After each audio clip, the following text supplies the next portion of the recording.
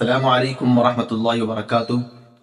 محرم الحرام اسلامی سال کا پہلا مہینہ ہے جو نہ صرف تاریخ اسلام میں اہمیت رکھتا ہے بلکہ یہ مہینہ صبر، قربانی اور حق اور باطل کے درمیان فرق کو واضح کرنے والا ہے۔ تو آج کی اس ویڈیو میں ہم جانیں گے کہ محرم الحرام کے مہینے میں ہمیں کیا کرنا چاہیے اور کیا نہیں کرنا چاہیے۔ آئیے تفصیل کے ساتھ ہم ساری چیزیں جانتے ہیں۔ نمبر 1، محرم الحرام کی فضیلت۔ محرم الحرام کی فضیلت کیا ہے؟ محرم الحرام 4 حرمت والے مہینے میں شامل ہے جنہیں قرآن کریم میں ایک خاص مقام دیا گیا ہے۔ حضرت امام حسین رضی اللہ عنہ کی قربانی اسی مہینے میں ہوئی جس نے اسلام کو زندہ کیا، اور نبی کریم صلی اللہ علیہ وسلم نے عاشورہ کا روزہ یعنی کہ 10 محرم کا روزہ رکھا اور اس کی فضیلت کو بیان فرمائی اور فرمایا کہ میں امید رکھتا ہوں کہ اللہ تبارک و تعالیٰ اس ایک دن کا روزہ گزشتہ سال کے گناہوں کا کفارہ بنا دے گا۔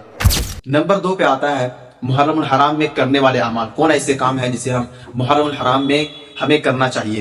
سب سے پہلا ہے یوم عاشورہ کا روزہ رکھنا، یعنی کہ 9 اور 10 محرم یا 10 اور 11 محرم کا روزہ رکھنا سنت ہے۔ نمبر 2 پہ ہے صبر اور استقامت کو اپنانا۔ ہمیں حضرت امام حسین رضی اللہ عنہ کی قربانی ظلم کے خلاف ڈٹنے، حق پر قائم رہنے اور صبر کی تعلیم دیتی ہے۔ تیسرا ہے ذکر، استغفار اور عبادت میں اضافہ کرنا۔ ان دنوں میں اللہ تبارک و تعالیٰ سے اپنا تعلق مضبوط کرے، نوافل، دعا اور قرآن کریم کی تلاوت کا اہتمام کرے۔ چوتھا ہے اہل بیت اور تمام صحابہ سے محبت کا اظہار کرنا۔ تعصب سے پاک ہو کر کے تمام اہل بیت اور صحابہ کرام سے محبت رکھنا ایمان کا حصہ ہے، اس کے بغیر ایمان نامکمل ہے۔ یہ 4 چیزیں ہیں جو ہم محرم الحرام میں ہمیں کرنا چاہیے۔ نمبر 3 پر ہے محرم الحرام میں اجتناب کی چیزیں۔ کون سی ایسی چیز ہے جو ہمیں محرم الحرام میں نہیں کرنا چاہیے؟ سب سے پہلے ہے خود کو زخمی کرنا، سینہ کوبی کرنا، یا کوئی ایسا عمل کرنا جو اسلام سے متصادم ہو، اسلام میں اسے ناجائز کہا گیا ہو، اسلام میں اسے ناپسند کیا گیا ہو۔ وہ چیزیں ناپسند ہے، وہ چیزیں ناجائز ہے، ایسا کام کرنا بالکل اسلام میں جائز نہیں ہے۔ دوسری بات یہ ہے کہ امام حسین رضی اللہ عنہ جو اپنے جانیں دی ہیں وہ اسلام کے اصولوں کے لیے دی ہے، نہ کہ جذباتی رسومات کے لیے۔ محرم کا مہینہ محبت، برداشت اور اتحاد کا پیغام دیتا ہے، نہ کہ تفرقے کا۔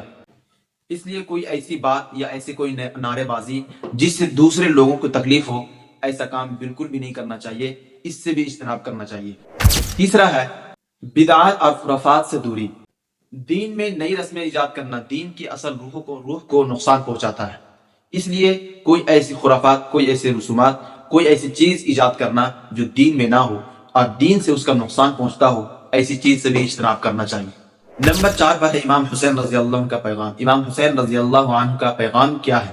یاد رکھیں کہ امام حسین رضی اللہ عنہ کا پیغام صرف کربلا تک محدود نہیں بلکہ ہر دور کے لیے ہے۔ انہوں نے یہ پیغام دیا کہ میں نے صرف اس لیے خروج کیا تاکہ میں امت محمدی کا اصلاح کر سکوں۔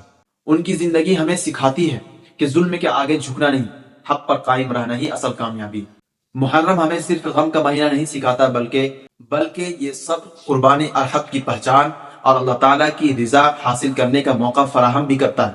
تو آئیے ہم اس محرم میں عہد کریں کہ ہم سنت رسول اور پیغام کربلا پر عمل کرتے ہوئے اپنی زندگی کو بہتر بنائیں۔ آخر میں ایک بات ضرور کہوں گا کہ اگر آپ کو یہ ویڈیو اچھا لگا ہو، پیغام اچھا لگا ہو تو کمنٹ میں ضرور بتائیے گا، آپ دوسروں تک ضرور شیئر کیجیے گا۔